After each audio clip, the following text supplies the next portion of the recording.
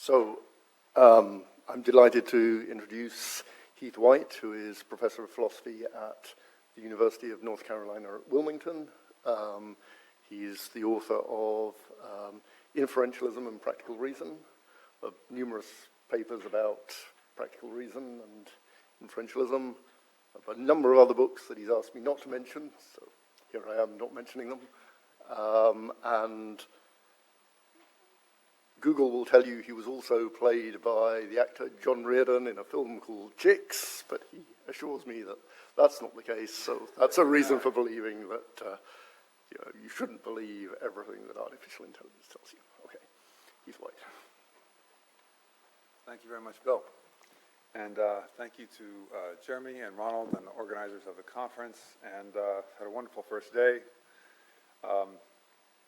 It's after 3 o'clock, probably doesn't matter what I say, but let's see what we can do. One of Sellars' central ambitions in his practical philosophy was a rational justification of morality. He understands morality very much in a Kantian vein, a set of rules binding on all rational agents precisely because they are rational agents, the justification and content of these rules being independent of any contingent desires or aims on the part of the agents, and taking precedence over any non-moral imperatives. On the way to constructing such a rational justification of morality, a project which he never quite finishes to his own satisfaction, Sellars invented the concept of we intentions. Regardless of what one thinks about rational justifications of morality, the we intention is a fascinating and fruitful concept for thinking about all sorts of action and intention in groups. Part of the reason the concept is so fascinating is that Sellars himself is never very clear about it. Obviously, it is supposed to play a role in his thinking about morality. However, his remarks on we intentions are, shall we say, open to interpretation. Recent scholarship indicates that the idea of we intentions began as Sellars reflected on the naturalized understanding of social norms one finds in Durkheim, and that the concept evolved over time as he continued to grapple with the project of a rational justification of morality.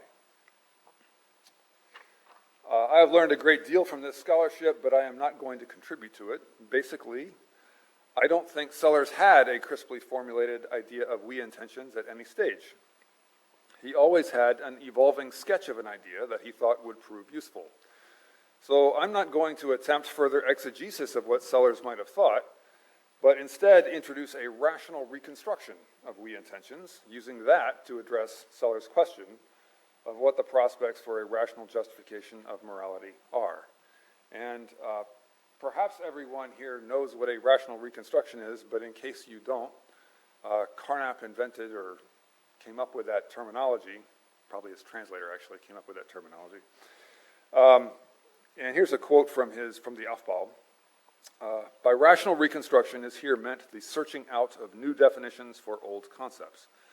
The new definitions should be superior to the old in clarity and exactness, and above all should fit into a systematic structure of concepts. Such a clarification of concepts still seems to me one of the most important tasks of philosophy. So that's what I'm going to try to do today for we intentions. This essay then is in two parts. In the first part, for the rationally reconstructed version of Sellarsian we intentions, I nominate the collective intentions that emerge from the literature on team reasoning that we have heard so much about today.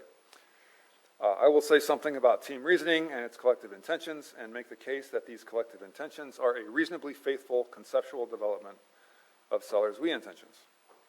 In the second part, I will examine three problems that face a Sellars-style rational justification of morality.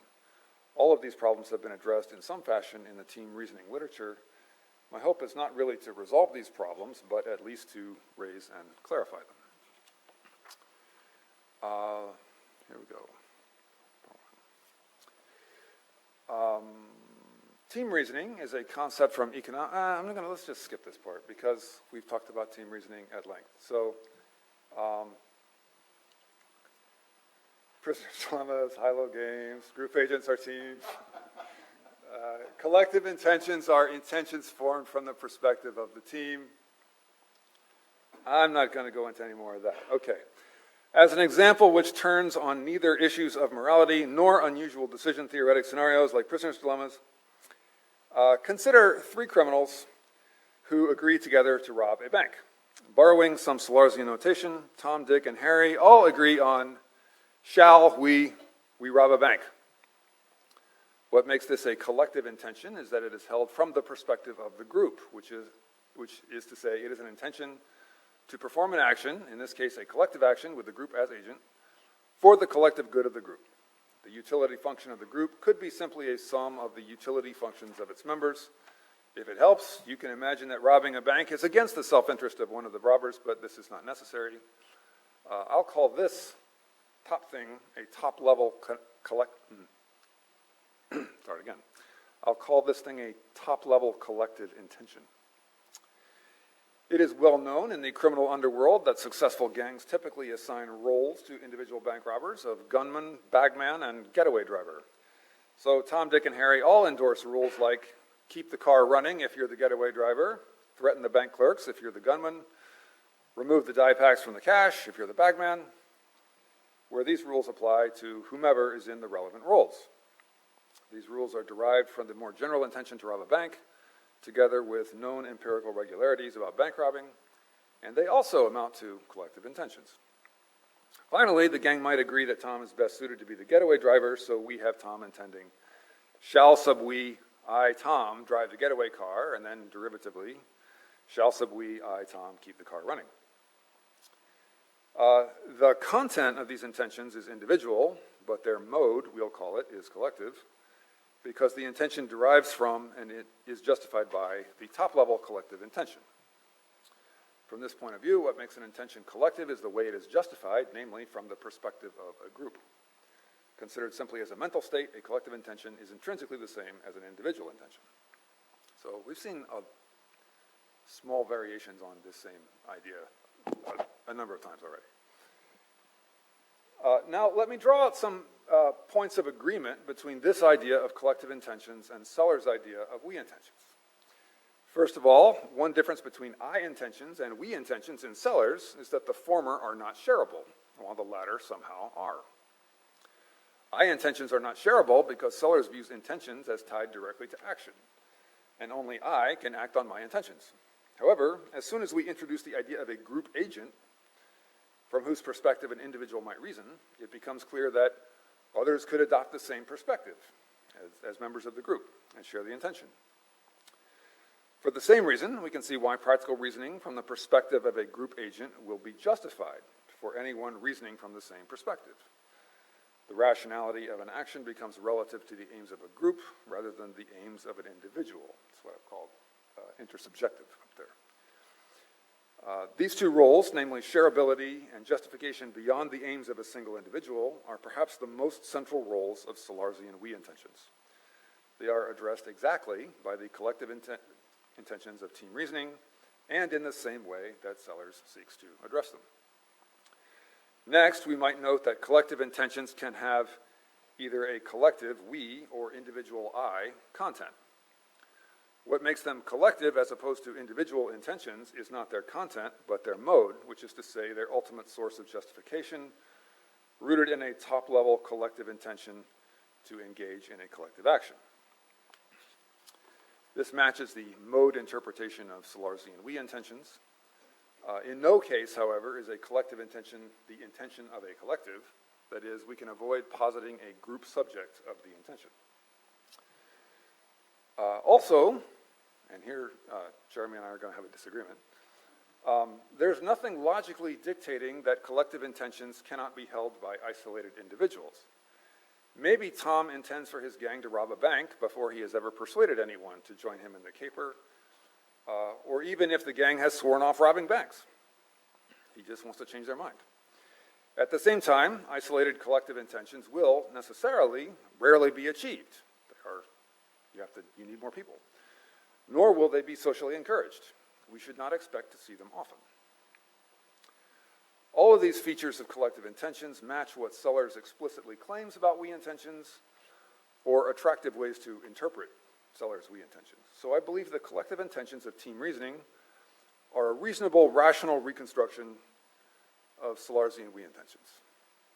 I have deliberately framed this discussion in a way that shows its independence from many moral questions, because I believe Sellars' we intentions are a permanent contribution to philosophy of action, regardless of whether the concept proves useful for moral philosophy. However, Sellars aimed to do moral philosophy.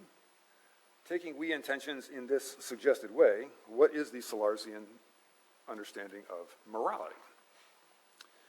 In effect, Sellars conceives of all rational beings as the maximal possible team. We are on this team, like it or not, in virtue of our rationality, not because we chose to be or signed up or anything like that. The alleged aim of this team is the general welfare. In other words, because we are rational beings, we are rationally committed to the collective pursuit of maximizing the general welfare. Maybe we need to modify that. Though some of us are not holding up our end of the group project. There are an indefinitely large number of more situation-specific rules for maximizing the general welfare of the form do A and C, which are binding on every member of the team. These rules, and only these rules, are categorically reasonable in that they apply universally and do not depend on any contingent aim of an individual. And these categorically reasonable rules amount to morality, as Sellars understands it. So that's my rational reconstruction. That's the sort of more precise, sufficiently close to what Sellars said idea that I want to work with now to explore whether you can get a rational justification of morality using those tools. Providing a rational reconstruction of we intentions makes it easier to ask pointed questions about the viability of Sellars' approach to ethics. Here I raise 3 questions which seem vital to address. My aim is not so much to solve these problems as to raise them clearly. The constitution question. Before one can form a we intention, one has to at least think of oneself as a member of a we. In some cases, this comes naturally. Family, friends, colleagues, professional organizations, interest groups like the Whoop and Crane Society, and so on are all plausible groups that one understands as having ends which one has reason to cooperatively pursue. Other groupings are not like this. I am a bald philosopher, and there are many other bald philosophers, some of them in attendance. But I have never thought that there is a normatively interesting team of bald philosophers with a common end that might generate reasons for my action. The constitution question, I will call it, asks whether the set of all rational beings is like my family or like bald philosophers. Here, to be precise, we need to separate normative and descriptive questions. The constitution question is not asking about the ontology of teams when they exist. Rather, it is asking the normative question of when one ought to think of oneself as a member of a team, in particular, the team consisting of all rational beings, and team reason from there. Sugden considers the descriptive question, the one I'm not pursuing, under the rubric of the existence problem at length, canvasses a number of proposals, and I'm just going to go through several here, but so Regan's cooperative utilitarianism, this came up earlier, in effect takes it as given that one is morally required to participate on the largest possible team, with the aim of producing the best possible consequences. However, Sellars is looking for a justification for morality, and he can't rely on a moral axiom. So if you can't justify morality by saying you have a moral obligation. Contractarian approaches to the constitution question turn on whether the parties have agreed, perhaps implicitly or hypothetically, to be on the team. Gilbert does not require agreement per se, but a fuzzier idea of going along with the creation of plural agency. From Sellars' point of view, any such approach has serious difficulties. Perhaps most importantly, agreement or going along is a contingent matter, while moral claims are necessary. We might also raise a version of Hume's objection to contractarian ethics. To claim that agreement or going along at one time binds an agent at later times is already to import a moral norm, which is what we were trying to explain. I turn now to arguments from the Sellarsian textual tradition. In Science and Metaphysics, Sellars tries out an argument whose main premises are, 1, to think of oneself as a rational being is to think of oneself as subject to epistemic oughts binding on all rational beings. And 2, promoting epistemic welfare rationally commits one to promoting welfare generally. Sellars judges the first premise plausible and the second one dubious or at least iffy. And as far as I can tell, the later on reasoning about values drops this approach. But Kuhn's 2019 attempts to resuscitate this argument, and Kuhn's 2024 is still friendly to it. So, in the first leg of argumentation, Kuhn's argues that adopting a purely individualistic perspective is either contrary to our individual welfare or metaphysically impossible or both.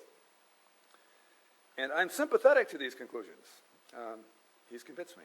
But they don't get us all the way to morality, which requires the community of which we are a part to be the universe of rational beings. So the second leg of Kuhn's argument recapitulates Sellars in Science and Metaphysics. To summarize very briefly, the idea is that if we can communicate with someone, we share some linguistic norms with them, but there is no sharp line between the norms of speech and the norms of ethics. So we are rationally committed, slippery slope-wise, to moral norms applying to all rational beings. And here's a quote. Fundamentally, the issue is this. You can communicate with, for example, slaves. And given that you can communicate with them, it is unreasonable to continue to hold them as slaves, as you must now recognize them as being in the space of norms. And you must also recognize that your treatment of them as slaves cannot be justified to them or anyone else. It's page 296, if anyone's, flipping. This is exactly the sort of argument that Sellars needs. But laid out cleanly like this, I think one can see several difficulties. First of all, the acknowledged linguistic norms are weak anyway. It is not true that slaveholders have generally thought they owed their slaves justifications for anything. And even if we think some kind of obligation to justify one's assertions in the face of challenge is implicit in acts of communication, seems to me quite a leap to think anything follows about an obligation to justify the rest of your actions. There are plenty of cases in the modern world, for example, employment or the military, where one party has decision-making power over another, with no duty to justify their decisions to the subordinate party. Fundamentally, my critique is this. The deep dividing line in practical reason for most people is not between egoism and morality, myself and the whole planet, the way Sellars frames it, and he's following Sidgwick there, I think, and the way Kuhn's tends to discuss it. The deep division is between us and them, insiders and outsiders, for many values of us and them. Another way to put this is that the dialectical opponent is not really the egoist or the amoralist, but the partisan. And I would say that actual egoists are fairly thin on the ground, but practically everybody favors their friends or their family or their fellow citizens. We find ourselves in many groups with whose welfare ours is bound up and whose reasons help constitute ours, but these groups are relatively small, contingent, and interest relative. They're also sometimes in antagonistic relationships with other groups. People have both friends and enemies. I don't think you can argue that this state of affairs is unreasonable in any ordinary sense, simply from the fact that we can talk to one another. What Kuhn wants to argue is a transcendental argument. Just as the conditions of finite rational agency require the ability to communicate, being bound by associated linguistic norms, they also require being bound by moral norms. But if you don't follow linguistic norms, you can't communicate with others or even think to yourself. It's like you just can't be a rational agent. Whereas if you don't follow moral norms, nothing will happen, except we won't achieve Kantian perpetual peace or a utilitarian paradise. And that would be nice, but these are not conditions of rational agency. And I have a couple of pages about Nick Tevin's argument, but he's not here to defend himself, so that seems like piling on, so I'm gonna skip that. Sugden's own view is that the Constitution question is insoluble from within decision theory, which assumes an agent with a set of preferences as a starting point. So Natalie gave us sort of that perspective earlier. Deciding which agent and set of preferences one will reason from is beyond the scope of the theory. Sugden's view seems overly pessimistic to me.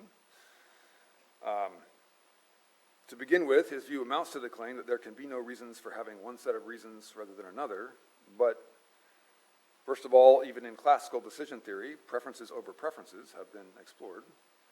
And second, in repeated prisoner's dilemma tournaments played by computers, permanent defection is not your stable strategy, which suggests, at least, that there are reasons not to do it. However, even if we can have reasons to think of ourselves as members of some teams rather than others, I don't see any obvious way, coming back to the Constitution question, to show that we have reason to think of ourselves as members of the team of all rational beings. All right, moving on. The teleological question. Suppose we manage to think of ourselves as a we. What ends shall we pursue together? Or maybe, what ends must we be pursuing together? Sellars thinks we must be promoting the general welfare, but he does not have any clear argument for this position. Maybe it's not actually his mature position. And I believe we should not assume it's correct. As a general question, given a group, what properties of the group or its members determine the collective intentions it is rational to pursue as a group? And again, we should distinguish this normative question from a closely related descriptive question. Given a group, what properties of the group or its members determine the collective intentions the group is actually pursuing? To start with, notice that the actual groups we are involved with present a wide spectrum of degrees of commitment. I mean time, money, rights and responsibilities, and the degree to which they affect one's life. For example, the American Philosophical Association requires a relatively small amount of time and money each year. Membership confers fairly limited rights and responsibilities, and in general, it does not affect my life that much. My immediate family, on the other hand, takes a great deal of time and money and headspace. The rights and responsibilities associated with being in the family are extensive, and it affects my life enormously. In team reasoning terms, this difference seems explained by the fact that the APA has fairly limited collective ends, while the collective ends pursued by a family quite intentionally seek to affect much more of its members' lives. The same spectrum can be observed in political philosophies. Laissez-faire libertarians think the state, a team, should do what only it can do, that is, enforce contracts and defend itself against aggressors, and nothing else. Totalitarian communists think the state should control the economy and every aspect of social life. Squishy welfare state liberals have views somewhere in the middle of this spectrum. The same spectrum can be observed in moral theories. Minimal forms of deontology hold that we have a limited set of largely negative moral duties. Don't murder, don't steal, don't lie, stuff like that. Maximizing forms of utilitarianism hold that nearly everything we do is subject to the moral calculus. Most of us, I think, operate somewhere in the middle between these two extremes. Now consider our membership on the team of all rational beings. What would determine whether this team's aims would be maximalist or minimalist? Or put this another way, to what extent should all rational beings be in your business? I imagine this could be debated a long time, but I will simply record my own initial thoughts here. Political scientists use the concept of state capacity, basically the extent to which a government can achieve its policy objectives. For example, France is pretty good at collecting taxes, Greece is not, and that is one dimension along which France has more state capacity than Greece. We might develop an analogous concept of team capacity, the extent to which a team can achieve its collective ends. I think it is in general a mistake to intend to do more with a team than it has team capacity for. That is, the APA is able to put on philosophy conferences pretty well. But I would not want, pretty well. But I would not want its input on my household budget or to organize my weekends the way my family does. It has no capacity for these things. The APA might someday consider, say, offering life insurance to otherwise uninsured philosophers. And if it did so, there might be some professional obligation to be part of that collective effort. But whether this would ever be a good idea and whether I would ever regard myself as so obligated depends a lot on whether the APA is capable of pulling that kind of thing off. The team of all rational beings, it seems to me, has very low team capacity. This is a contingent fact, but a real one. There is nearly nothing we are capable of pulling off altogether qua rational beings. Maybe something like communication or the capacity to very mildly hold one another rationally accountable. If anyone were to seriously follow rules aimed at the general welfare in a way that they expected would be reciprocated by collective effort, they would be sorely disappointed. That is an argument for a pretty minimal set of rules determined by the collective ends of the team of rational beings. As such, in a better world, however, things would be different. All right, third question. The overridingness question. Sometimes rules conflict because we have two objectives which cannot be both realized. In that case, we prioritize. For example, good departmental citizenship means I'm supposed to attend all the department meetings, but good parenting means I pick my kids up from after-school activities. On occasion, these imperatives have conflicted for me, and in those cases, I generally skip the department meeting. My thought with this example is that one rule follows from my membership in the philosophy department team. The other follows from my membership in the family team, and since the latter is in most cases the higher priority, I follow that rule in cases of conflict. Sellars thinks of moral rules as those following from one's membership on the team of all rational beings. Importantly, this is different from an alternative understanding of morality as the sum total of all one's obligations, rightly prioritized, familial, professional, merely rational, and so on. On the Sellarsian view, moral rules can conflict with, say, family or professional obligations, while on the alternative view, which I think of as Aristotle or Aquinas, that kind of perspective, moral rules incorporate family and professional obligations. I think Sellars and most other serious moral thinkers would want to say that in cases of conflict, moral rules override the others, or at least they have very high priority. Can this assumption be defended?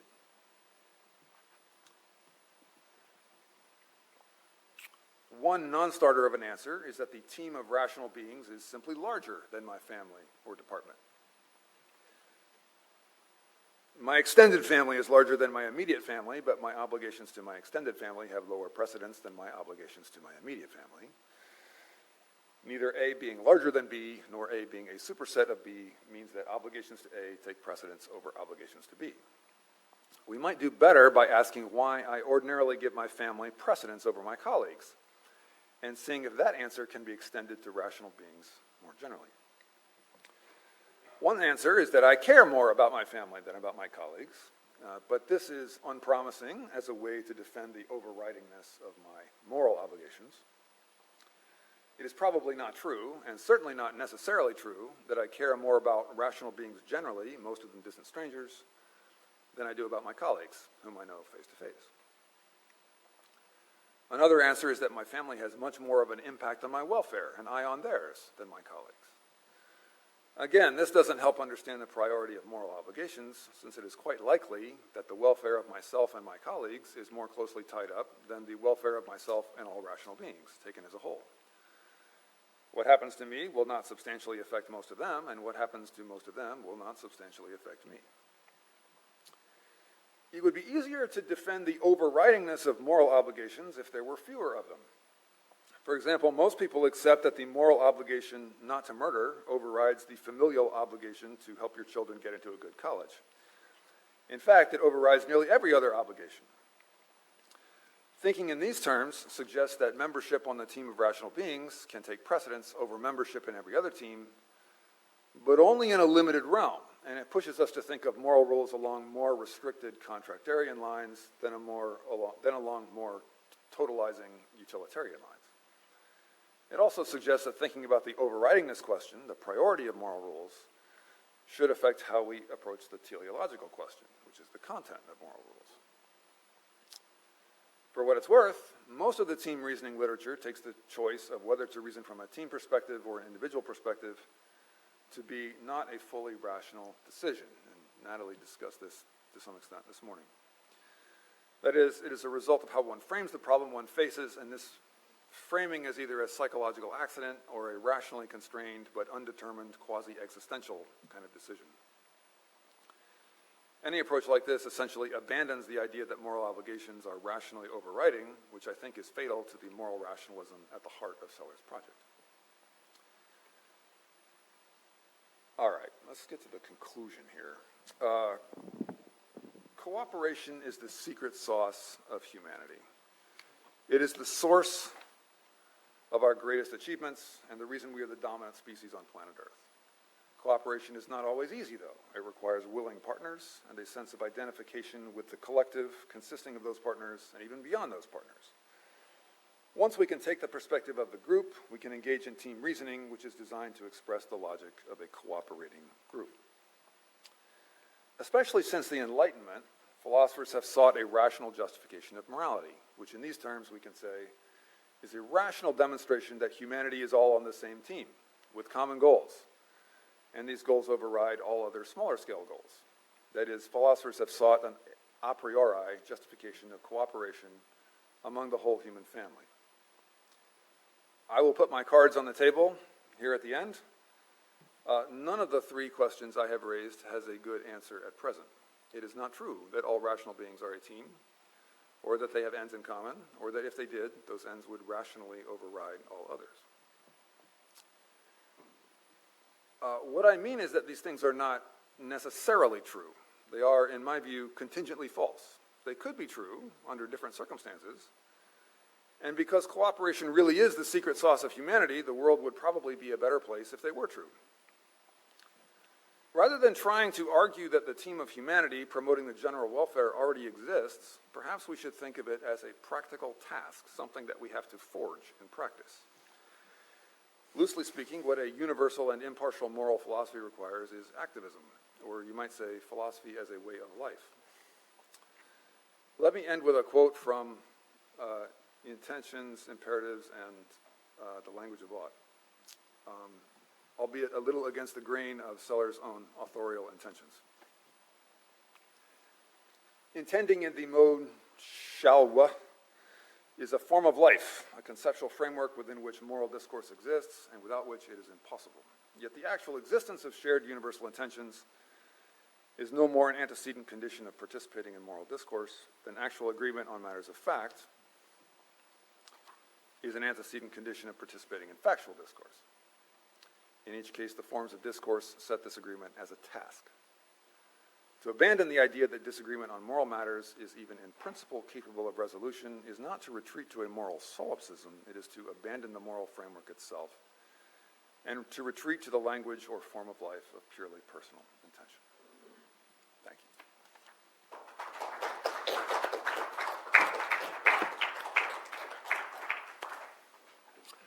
you. Okay, so we have 38 minutes for questions.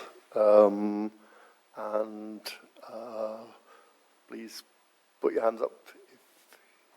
Okay, so, and since I'm quite short-sighted, even with my glasses on, could you sort of conspicuously put, yeah, I've got you.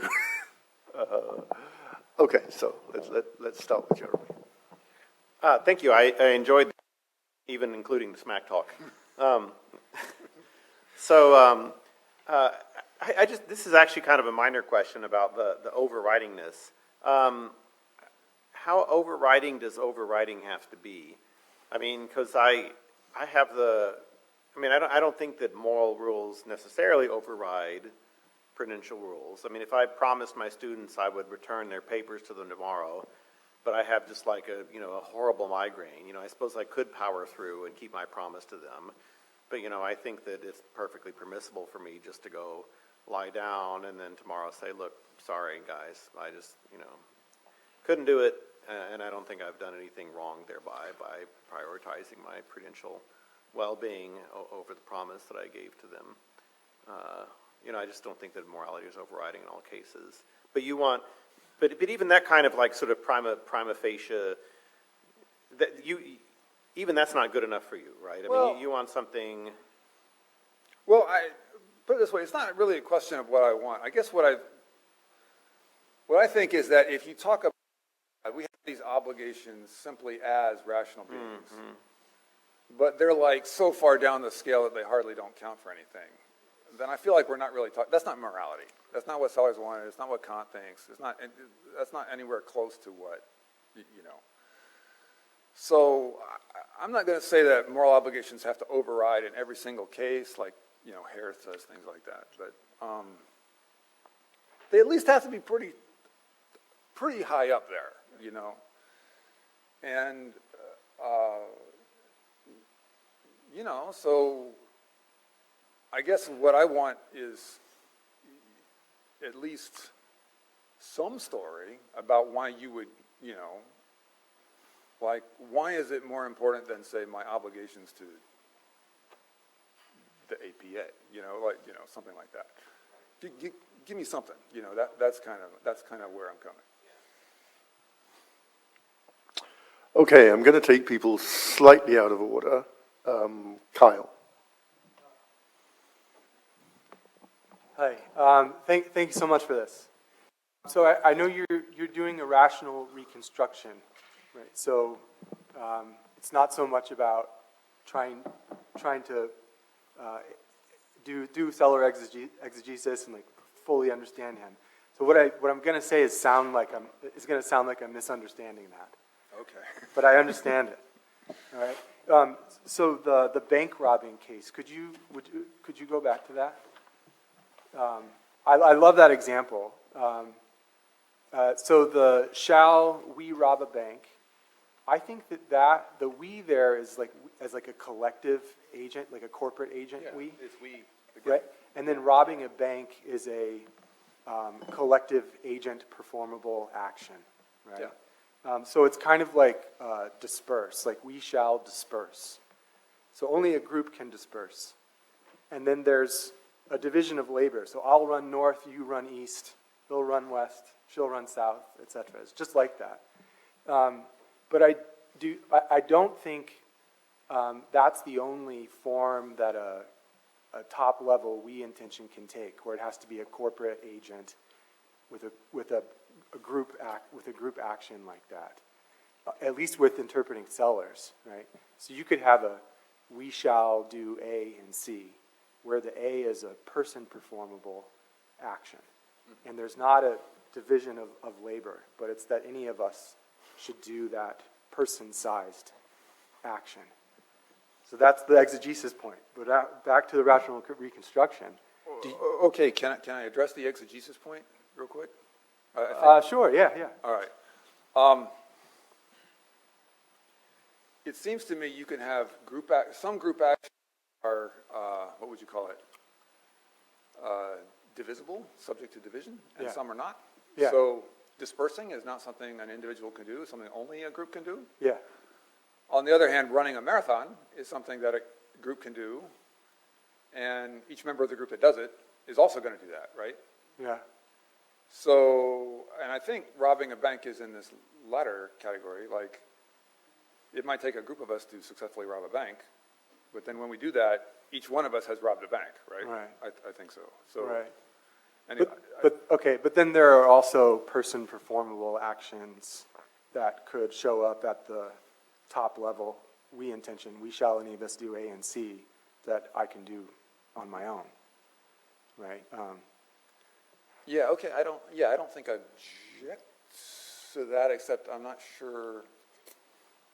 Well, okay. Anyway, keep. Yeah, I don't think anything that you say later on really turns on this. I'm just wondering, independent of reading Sellars, Okay. do you think that holds up? Where some of these top level we intentions are group sized, and some of them are person sized. So I think the point of introducing team reasoning is typically that, look, we're going to talk about something that it takes a group of us to do together. If you're not talking about that, you can just stay into I mode. Now, you might be altruist, like, I'm going to, I'm Jesus Christ and I'm going to die for the sins of the world or something, right? I'm not. But, he can do that in I mode, right? But the reason you would have to start talking about team reasoning, and the reason you would have to start invoking we intentions in the first place, is because you are positing that there's an action that only a team can accomplish. Very quick. I think we've got time. I think provided that's right. it's quick. I think that's right about team reasoning, but I don't think that's right about we intentions. Okay. Okay, Glenda. I just have a very general question, which is this. Why can't we consider Kant's answers to these three problems as a candidate for addressing them? To which problem? So it, you know,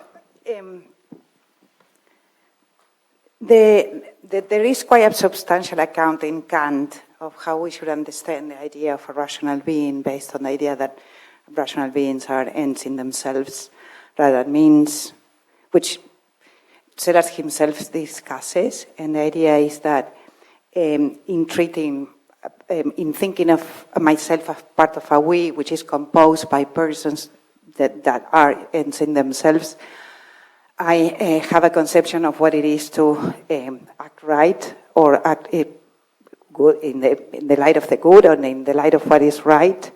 And that seems to give at least a prima facie answer to the Constitution and teleological question and the overriding question.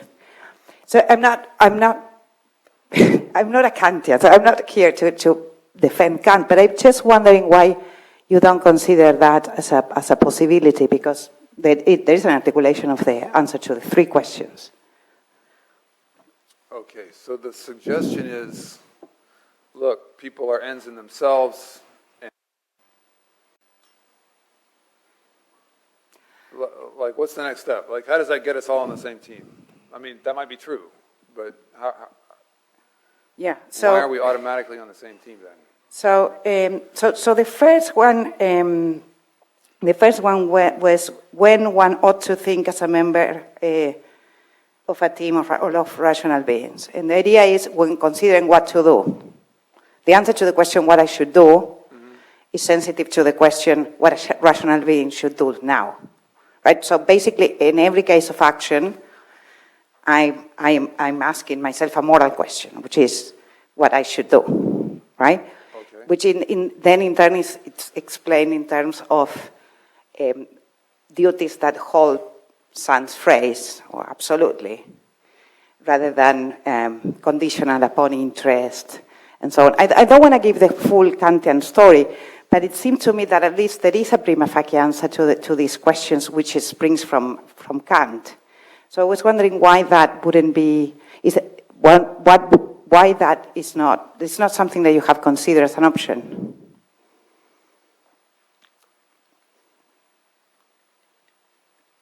I think what I want to say is that, and maybe this goes back to the thing Kyle was raising, that to say that there's a, like in my mind, it just doesn't follow from the fact that somebody, is extremely valuable in and of themselves, that I am therefore cooperating with them, doing something, doing anything at all. Right, but the thing is not so much whether you would in fact act in the light right, but that there is an answer to the question what it would be right to do, okay, which is answered through the idea that the other person should never be taken as a means, but always as an end in himself. Oh, all right. Right, and then there is well the categorical imperative. There are the series of proposals from Kant that try to give the content of the idea of what ends. So the second question, what ends should we pursue? Yeah. I mean, we do have at least a standard story there, which might not be realized in the actual community that we have, but that nevertheless sets some kind of parameter as to what should be the case. At least that is prima facie something that one can take Kant to be doing. So I think Sellars is innovating on Kant. Like, great Kant, I don't think there's anything substantial in the content of what Kant says about groups or we intentions or anything like team reasoning or cooperation. Like maybe the kingdom of ends you could kind of say, but the things that make Sellars' perspective distinctive and that I was trying to capture in the rational reconstruction part,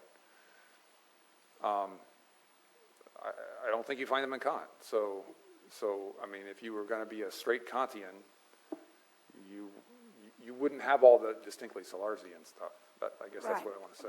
But isn't it the idea that if we could justify that there is an intention categorically valid or categorically reasonable to pursue the welfare of everyone, then from there we will have all the duties that follow from that.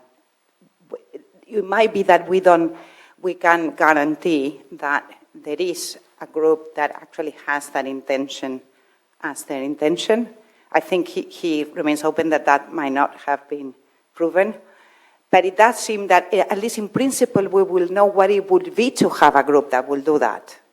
Yeah, no, I don't think I disagree about that. It's just that, like if you had a categorically valid intention, and some things would follow from it, and then that would give you the story about morality, you just wouldn't need to bring in any of the Sellars. I mean, Sellars has a particular story about how we know, or what makes that intention, that top-level intention categorically valid. And we wouldn't have brought in all that stuff. You know, we wouldn't have a Sellarsian story. You know, I guess that's what I'm... Okay, I'm going to move the discussion on at this point. Ronald, was yours sort of a follow-up and related to this, or... Okay. In that case, while being very aware that Bill and Kirk are both in the queue, let's take yours now while we can still clearly remember what Kyle's point was. Oh, okay. Well, thank you. So maybe I'm here about the dialectics of the talk and the dialectics of the exchange, but as I understood, so you were saying vis-a-vis Kyle, so if we, according to your rational reconstruction, if we intend, we reason as a member of the team, or we identify with the team. And then Kyle, if I remember, was saying, well, it's also possible to be intent without, while at the same time knowing that I'm not part of the member of the team. And you, in your response, you said, well, that would be an I intention. Is that correct? I think so, although I'm willing to negotiate here. So. Okay, because that last quote and the very end that you only shared with us and did not much comment on, that seems to suggest that Sellars has held a view of we intention, where we can we intend without being a member of the team. So we form an intention that is share rebel, but it's not an intention that represents a shared goal of the team. So from... Well, yeah, so I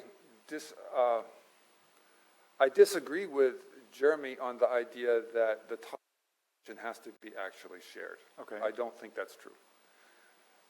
What I think is that a we intention or a collective intention has to be adopted from the perspective of the group.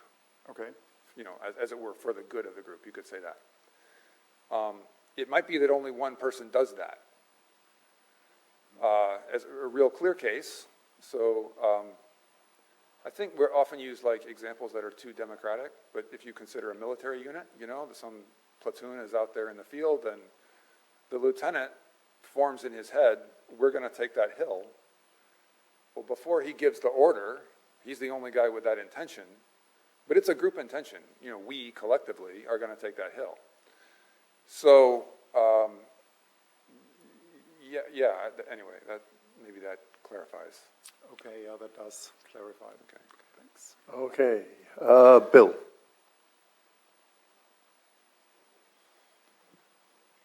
So it seems that the slide you've got up here does offer, it seems to me, a way of thinking about the overridingness problem. Because when he says that to abandon the idea that moral matters is even in principle capable of resolution, so that is to think that we don't have some kind of moral duty to seek resolution, is to abandon the moral framework itself. And so the moral framework overrides in the sense that either you're, as it were, in the space of reasons, or you're not. And if you're not, then you've taken yourself, you sort of withdrawn yourself from a whole mode of life, a whole way of going about not just deciding your own actions, but deciding the way you're going to interact with others and expect others to interact with you, etc. And that's actually a really big move, right? That's equivalent to sticking yourself back in the Hobbesian war of all against all, because you've got no obligations to anybody and no one has obligations to you. So, and if you think that part of the job, as it were, of morality is conflict resolution, keep us from killing each other off, then we're not very good at it, but if that's part of its job, that would be a way in which it overrides, because if it doesn't, we're in deep doo-doo, as they say. Is that, what do you say about that?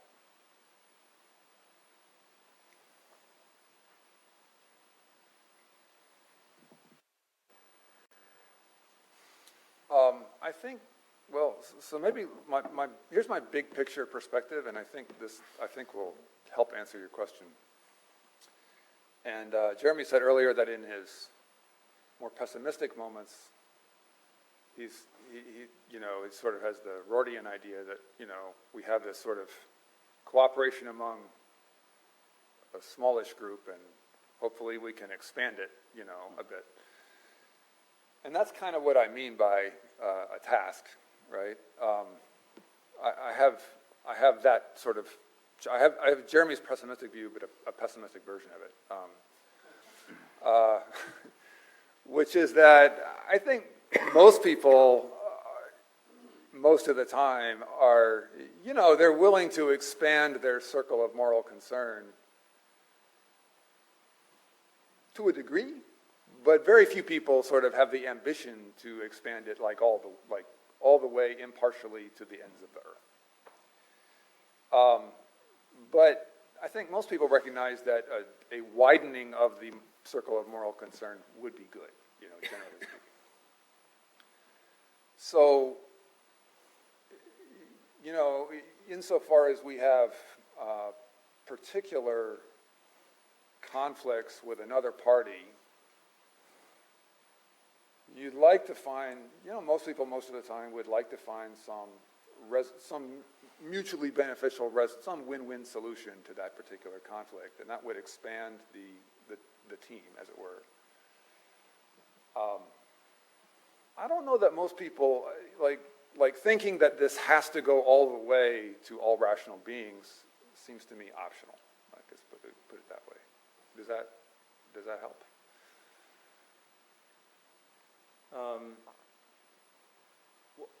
I guess I'm still worrying about, since I do think that one of the tasks of morality is to offer us a way out of killing each other off, and obviously, right now there's a bunch of people killing each other off, so it's not like, but given that it is at least, and most people would say, yeah, it'd be nice if we didn't have to engage in war. Yeah. The idea that that there is a kind of overriding, at least desideratum, to preserve, to act on moral principles rather than falling back on a rejection of them and letting whatever other principles, whether they be of self-interest or the promoting the interests of some dictator or something like that, or religion or whatever. Yeah, I guess I still see that there's a fairly strong push to stick with morality rather than letting any of those other motivations rule, because those almost inevitably lead to, a case in which life itself is short, brutal, and nasty. So, Well, I see. So the setting as a task, I think, is correct. You know, morality sort of holds out for us a regulative ideal, and regulative ideals set us tasks. The idea that a regulative ideal can actually be accomplished is unimportant for its work as a regulative ideal. So I'm not unhappy with that kind of characterization of it as a task, because it is a task. It's a really important task. It might preserve the species, without which we're probably doomed in any case. And the only issue is, well, how much longer do we have before we doom ourselves? Yeah. okay. Natalie, was yours a follow-up on I was going to ask this question anyway, but it's actually quite similar, and I don't know if it will help turn out to be quite a similar statement to what Bill just made. It somewhat seems to me that we've slightly flipped the discussion, certainly from the one that we were having this morning and at lunchtime.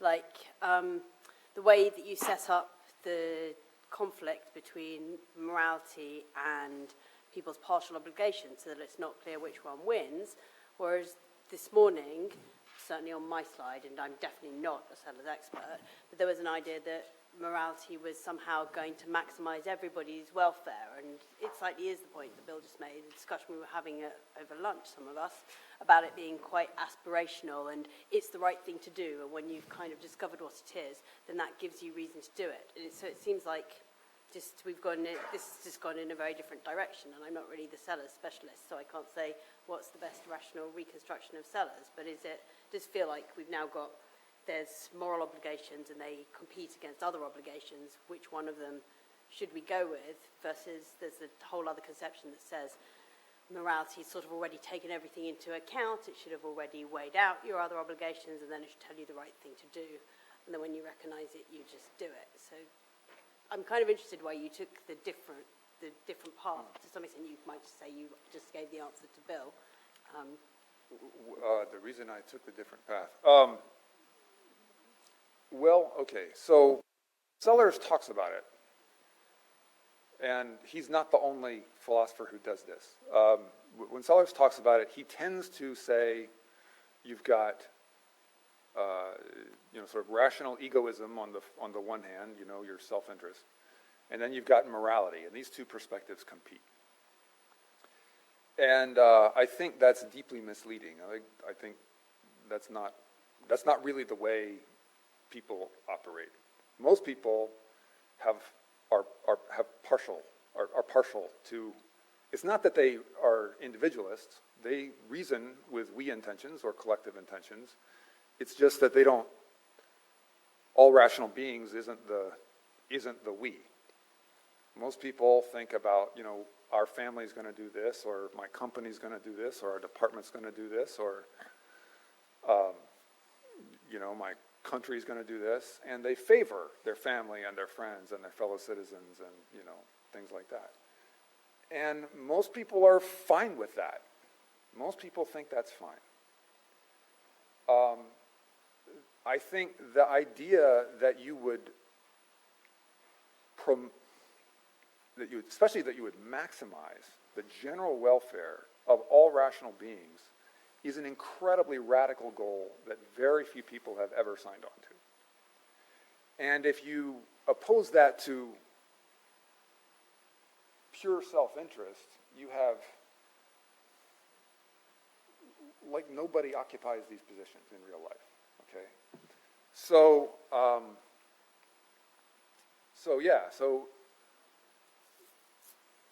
where I come from is it clearly makes sense to me. Like Jeremy has this great argument that you can't be an isolated rational, you can't be a rational individual in isolation. I think that's right. but most people are rational individuals in their tribe or their country or their, you know, like in some smaller unit. And so to me, in my mind, the real challenge when you're looking at Sellarsian morality and what I was trying to do in the second half of this paper is say, okay, it makes plenty of sense, and I don't have any arguments against the idea that it is rational to live your life and accept some obligations and think of yourself as a member of a whole bunch of different sort of, you know, actual social groups, families, friends, colleagues, etc. But it takes quite a big argument, quite a persuasive leap to get you to commitment to the team of all rational beings. And it was problems for that leap that I was trying to lay out. Okay, I've expected a lot of patience from Kirk, but finally, we've got to him. And then, if there's time after that, I've got a question of my own. Okay, well, I'll try to be quick. I don't have anything really big, but a couple of sort of small remarks. You characterized, collective intentions as those that are formed from the perspective of team reasoning. And I think you're using collective intention there for the sort of individual intention of the person who's participating in the team action. So what would, in the contemporary discussions in collective intentionality, be called the we intention, the thing, Tuomala, isolated slice in the shared intention. But in fact, team reasoning is not a necessary condition for having intention, participatory intention in that sense. Maybe it's sufficient, though I doubt that. But people could, share intentions, not have the group interest in mind at all. They'd have, maximizing individual preferences, and it just happens that it's in everybody's individual interest to participate in a joint activity. So I think it's important not to limit the notion as something that's only the upshot of team reasoning. And maybe that would be useful for Sellars, I'm not sure. One other thing, just about what Sellars says about categorical reasonableness, and on reasoning about value, he ties it to there being a shared intention in a group. But he doesn't say that everything that's categorically reasonable for a group that shares an intention is ipso facto the expression of the moral point of view. So you've got to add something to that, partly the content, and then partly also, I think, as Jeremy said, that it's non-contingent. Whereas some, group goals, shared intentions, can be just things that, like the Whooping Crane Society, that they contingently share an intention to promote. Then one remark about what Kyle said. I'm going to explain tomorrow why any of us do A and C can be properly the target of a shared intention. Okay, so I'll come back. All right. I don't have any. I'd like to talk to you about some that later point. Okay, so I liked a lot of that, and I thought the problems you were raising for Sellars are sort of big and real problems. But I've got a question about what you said at the end, where you said, well, maybe we should see sort of the sort of achievement and the strengthening of the capacities of this community, as sort of a postulate or a task or something like that. And I think I've got two questions about that.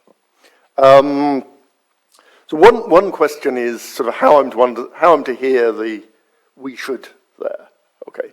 So the worry is that I should hear we should as again something that follows from the we intentions of the community of all rational beings. And now what I think is, well, okay, don't all the problems that you've already raised about sort of overridingness and capacities and so on just sort of reappear in the sort of practical postulate? Yeah. So the other thing I'm wondering about is precisely this issue about capacities and how we should think about, the capacities of the community of all rational beings. So one thing you might think about capacities is that sort of capacities are sort of just sort of all the things that sort of it's conceivable the community of rational agents could do. Now that seems like that's pretty expansive, right? Now, so you clearly want a sort of stronger sense of, you know, the real capacities, the things that we can reasonably. But I'm wondering how to understand that, because, you know, a natural thought is that when we're talking about capacities, we're thinking about agential capacities, so that we're already thinking in terms of something like a collective agent. And then there seems nothing for the sort of practical postulate thought to do, right? It's already got these capacities as a rational agent. So I just wonder, you know, how we're supposed to think about what the capacities of team rational agent are supposed to be. Those are good questions. How soon can I get out of here? Let's see. So the first point was, you know, if we have this task, like we should, you know, forge broader bonds or something. Yep. Well, who's the we? Yep. And why would that be overriding, and so on? Yep. Yep. Okay. Gosh, I don't have a great answer to that. I think here's my sort of inspiration. The things that actually bond groups and get them to do stuff together. So here's two historical examples. The great world religions. I don't think you can understand what made Christianity or Islam powerful until you understand that there were these many fragmented ethnicities that somehow these systems found a way to bind together, and then they could do much more than they could, you know, before. Nationalism. You don't understand why that's a huge force until you understand that before nationalism, it was provincialism, and, you know, everybody's all fragmented and, you know, just thinks of their local hometown or whatever. And it's not until you get a nation state that you can do stuff that nation states can do. And in those kinds of cases, you have basically, you know, visionaries who can see, you know, look, if we can form a community in this bigger way that doesn't exist now,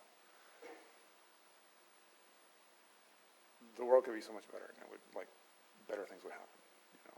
And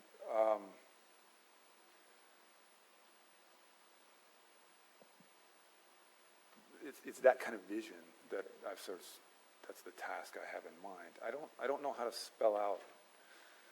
There's some technical issues that you're raising I don't know how to answer, but that's kind of that's the big picture behind what I was trying to say.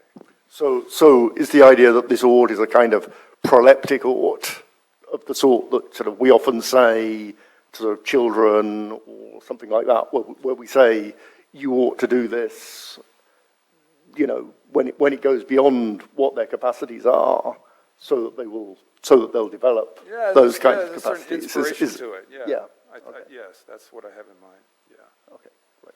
Thanks very much. And it's now exactly 16:20, so I think that's been pretty much 70 minutes. So I think it's probably a good moment to thank Heath White for an excellent paper.